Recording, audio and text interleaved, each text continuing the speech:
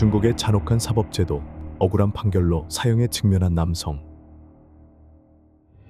중국 후베이성의 작은 마을에서 한 여성은 남편과의 다툼 후에 밤중에 이상하게 실종되었는데요. 수주 동안 이어진 수색 작업이 결실을 맺지 못해 아무도 그녀가 생존해 있는지 아니면 사망했는지 알 수 없는 상황이었는데요. 그러던 중 한 마을 주민이 우연히 마을 연못에서 떠다니는 시신을 발견하게 되었답니다. 피해자는 두개골이 심하게 손상되어 사망했으며 시신은 심하게 부패하고 형태가 뒤틀린 상태였는데요. 즉각적으로 실종된 여성임이 확인되었습니다. 남편이 외도를 저지른 후 아내가 시신이 되어 돌아왔고 남편은 곧 체포되었으며 아내를 살해했다고 자백했는데요. 하지만 놀랍게도 11년 후에 죽은 여성이 갑자기 돌아왔다는 사실이 드러났습니다. 오늘의 이야기에 들어가기 전에 구독 버튼을 눌러 최신 영상을 놓치지 않도록 해주세요. 실제 범죄 사건을 2D 스타일로 각색한 작품입니다. 1월 20일 저녁, 중국 후베이성의 어두운 언덕 사이에 위치한 작은 마을에서 차가운 겨울 공기가 감도는 가운데 장자 이유라는 이름의 여성이 집을 나섰지만 그 이후 돌아오지 않았습니다.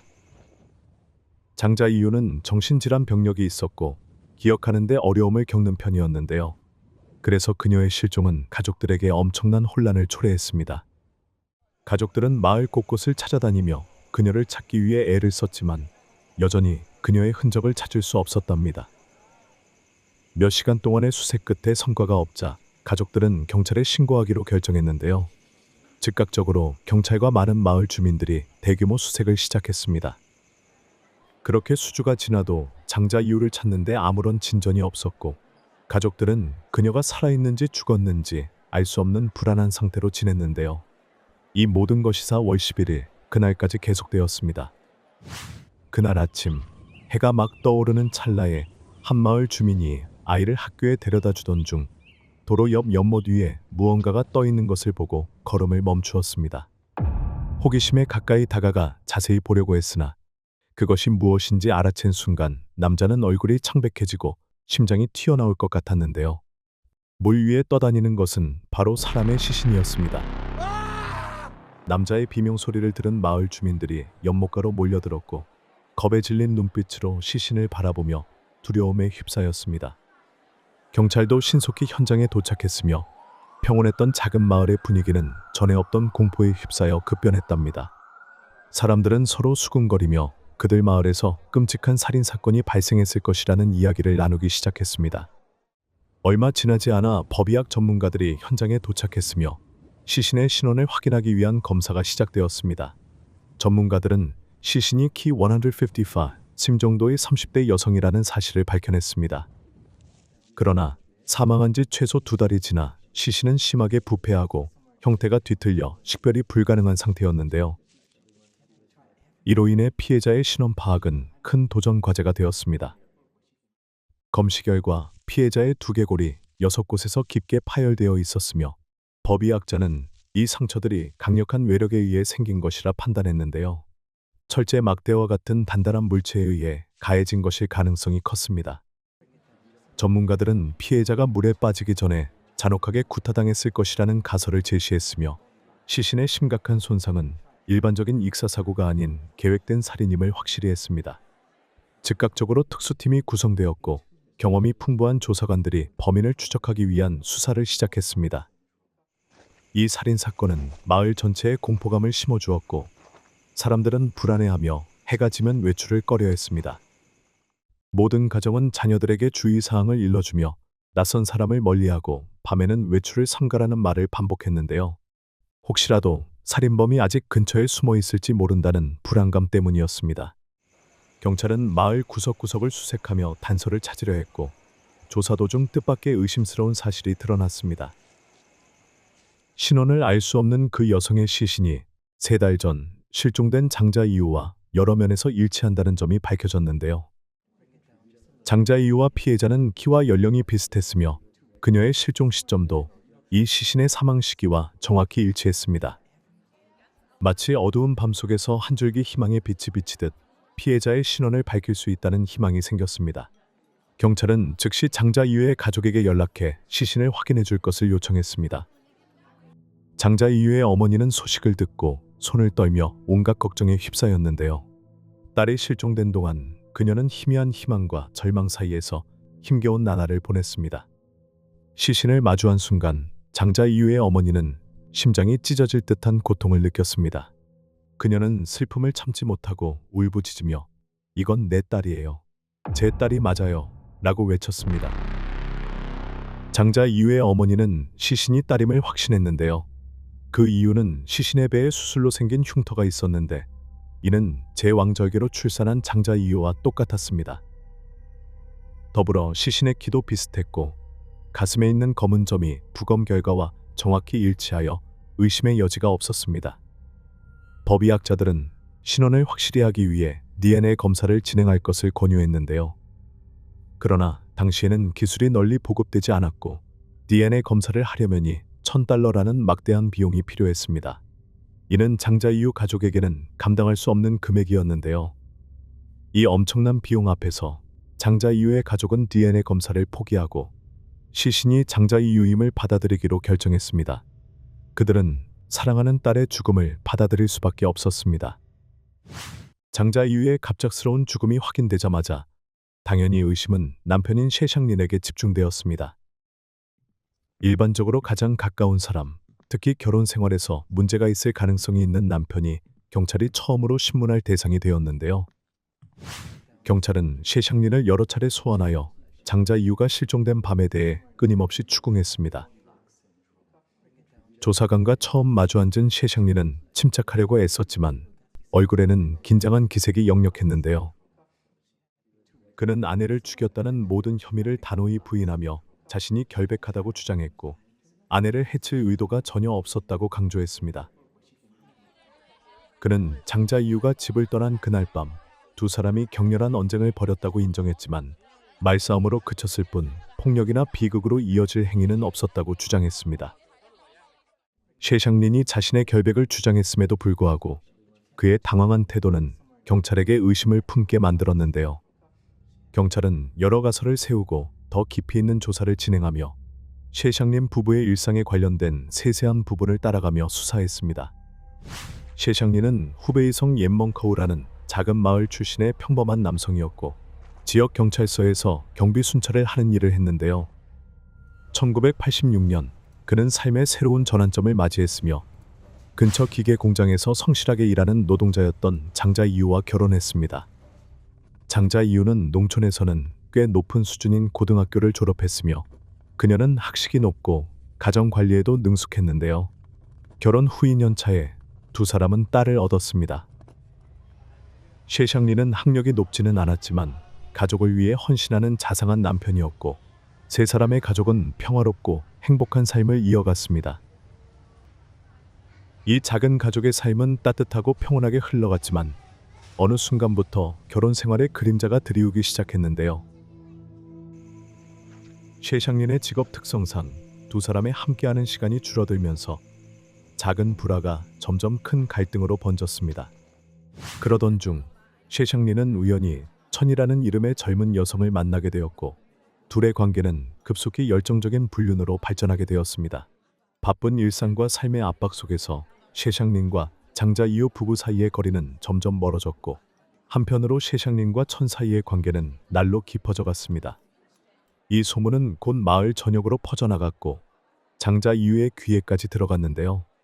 원래부터 조금씩 금이 갔던 두 사람의 관계는 이제 더욱 격렬한 충돌을 일으켰습니다.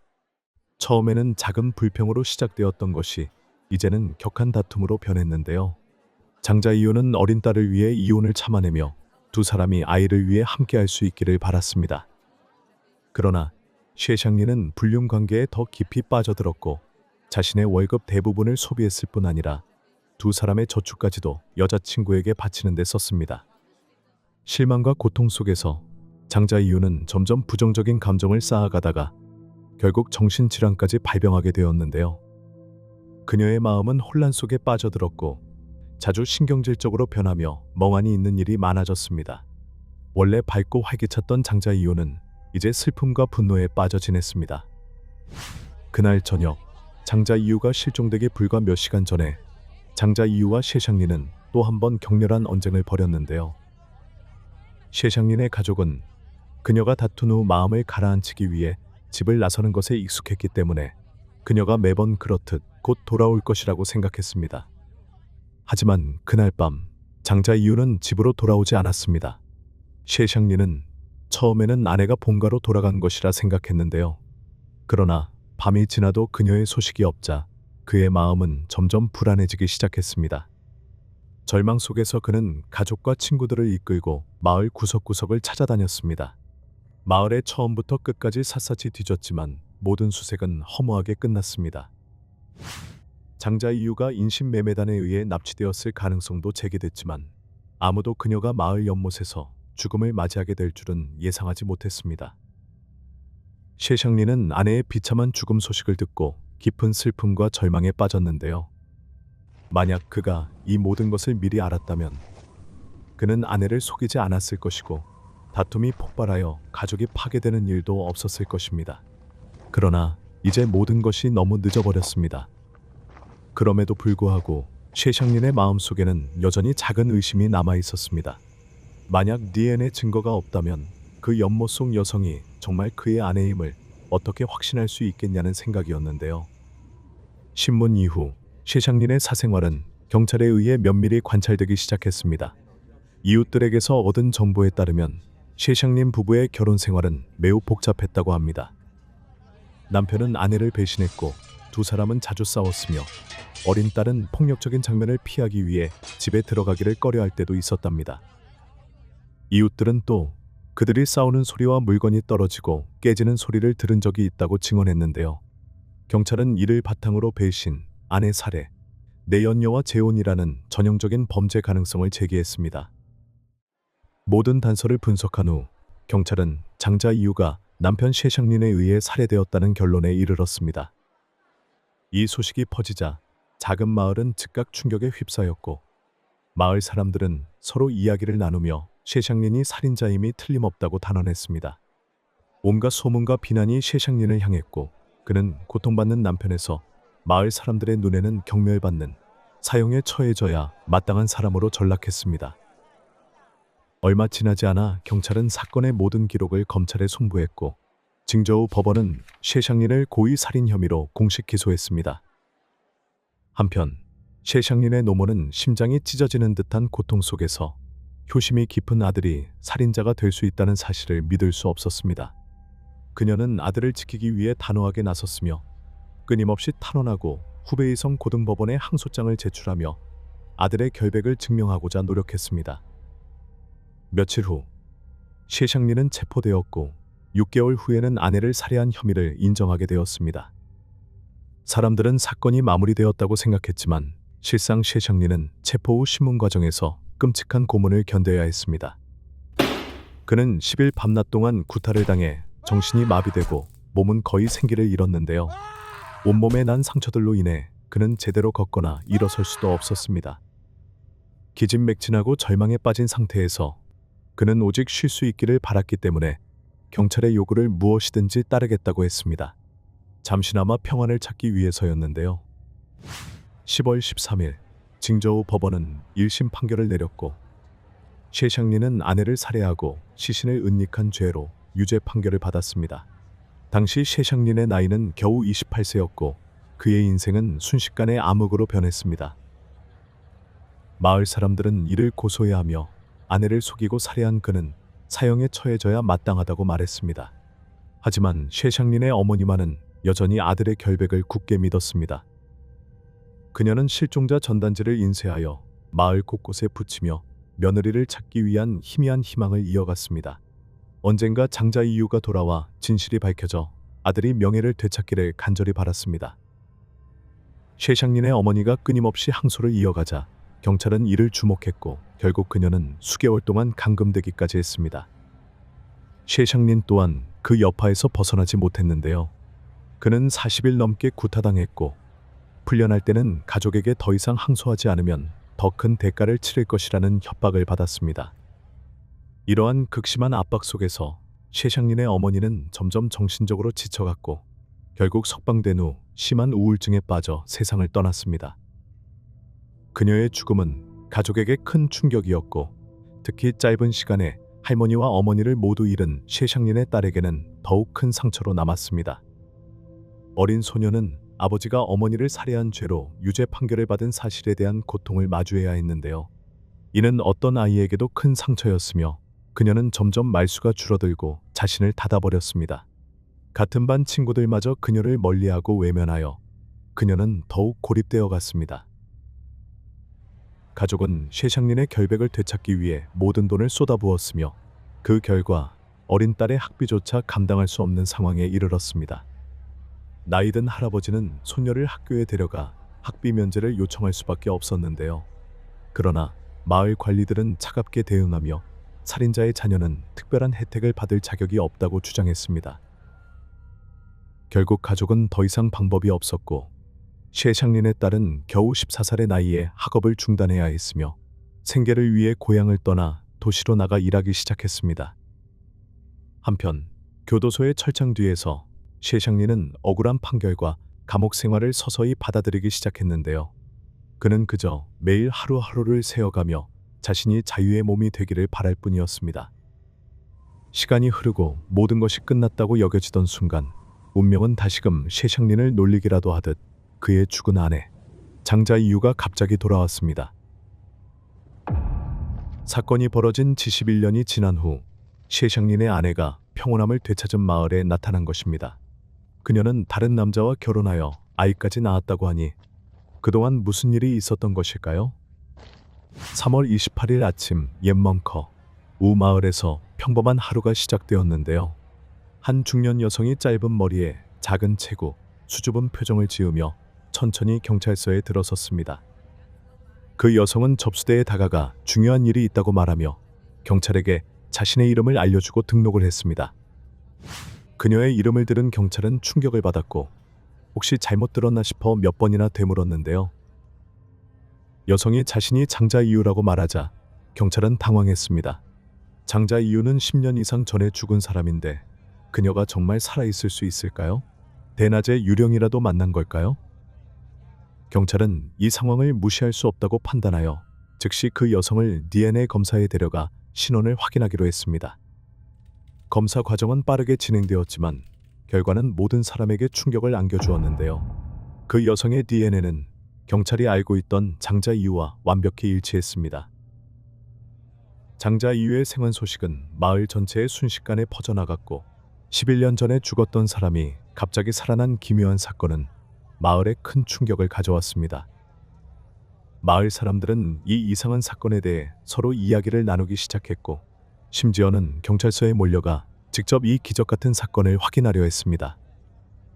사람들의 호기심이 경찰서 앞을 혼란스럽게 만들었고 내부에서는 베테랑 조사관들이 소환되어 장자 이유의 진술을 청취하기 시작했습니다. 모든 사람의 의심과 놀라움을 담은 눈빛 앞에서 장자 이유는 자신의 복잡한 이야기를 모두 털어놓기로 결심했습니다. 그녀는 어릴 때부터 정신질환을 앓고 있었으며 그날 밤 집을 나선 것은 분노와 혼란으로 인해 병이 재발했기 때문이었다고 말했는데요.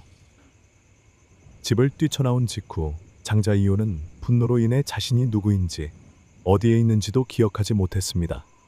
그녀는 단지 뚜렷한 목적도 없이 떠나야 한다는 생각만으로 움직였답니다. 돈도 없고 신분증도 없었던 장자 이유는 구걸로 생계를 이어가며 여기저기를 떠돌아다니며 안정과 안정을 찾고자 했습니다. 그녀의 긴 여정은 산둥성으로 이어졌고 그곳에서 한 착하고 온화한 남성을 만나게 되었습니다. 얼마 지나지 않아 두 사람은 결혼하여 행복한 가정을 이루었고 새로운 남편의 인내와 사랑 덕분에 장자 이유의 병은 점차 나아졌으며 잊고 있던 과거의 기억이 서서히 돌아오기 시작했습니다. 11년이 지난 후 정신적으로 안정을 찾고 모든 기억을 되찾은 장자 이유는 고향으로 돌아가 가족을 만나기로 결심했습니다. 그동안 그녀는 새로운 삶에 대해 어머니에게 편지를 썼는데요. 그녀는 새로운 생활에 대한 이야기를 나누고 싶었지만 어머니는 이 편지가 단순한 연극이라고 생각하며 장자 이유가 셰샹린에게 잔인하게 살해되었다고 확신했습니다. 11년 후 고향에 돌아온 장자 이유는 자신이 남편에게 살해당한 것으로 오해받고 그가 감옥에 있다는 충격적인 사실을 알게 되었는데요. 죄책감과 미안한 마음이 그녀의 가슴속에 가득 차올랐고 장자 이유는 이 상황을 더 이상 그대로 두어서는 안 된다고 결심했습니다. 그녀는 셰샹린의 결백을 증명하고 진실을 밝혀야 한다고 생각했습니다. 2005년 4월 11년간 억울한 누명을 썼던 셰샹린은 마침내 무죄를 선고받고 석방되었습니다. 감옥 문을 나서는 순간 그는 마치 대낮에 꿈을 꾸고 있는 듯한 기분이 들었는데요. 그러나 이 순간이 모든 사람에게 예상했던 것처럼 완전한 행복은 아니었습니다. 잘못된 판결로 인해 11년의 세월을 빼앗겨 세상과 단절되었고 그 결과 그의 마음속에는 메울 수 없는 공허함이 남아 있었습니다.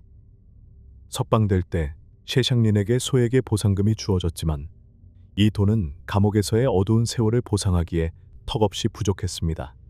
그에게 자유나 심신의 건강을 되돌려줄 수 없었는데요. 11년 동안 셰샹린은 활기 넘치는 청년에서 지친 노인으로 변했고 다리는 불편해졌으며 눈은 흐려졌고 정신은 불안정해졌습니다. 그는 감옥에서 하루에 3번씩 짧게 눈을 붙일 수 있었는데요.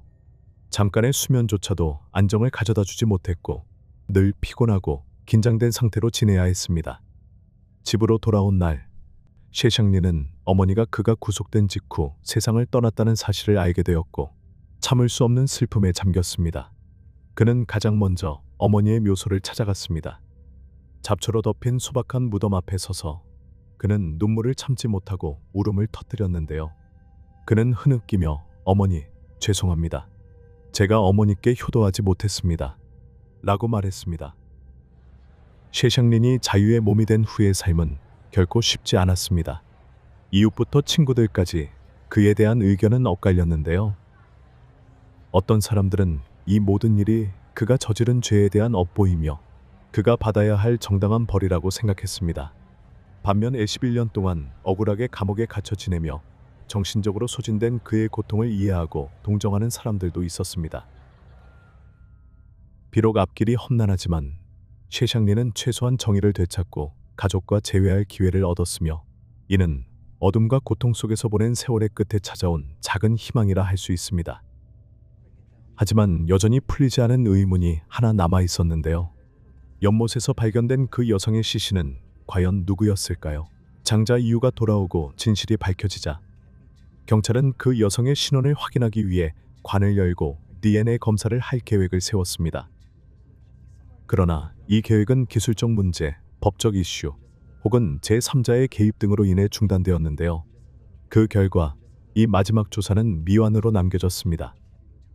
그 불행한 여성의 신원은 여전히 미스터리로 남아있으며 이 비극적인 이야기 속에서 여전히 답을 찾지 못한 의문부호로 남아있습니다. 오늘 저희의 영상을 시청해 주셔서 감사합니다. 좋아요와 구독 버튼을 눌러주시고 채널에서 다른 흥미로운 사건들도 놓치지 마세요.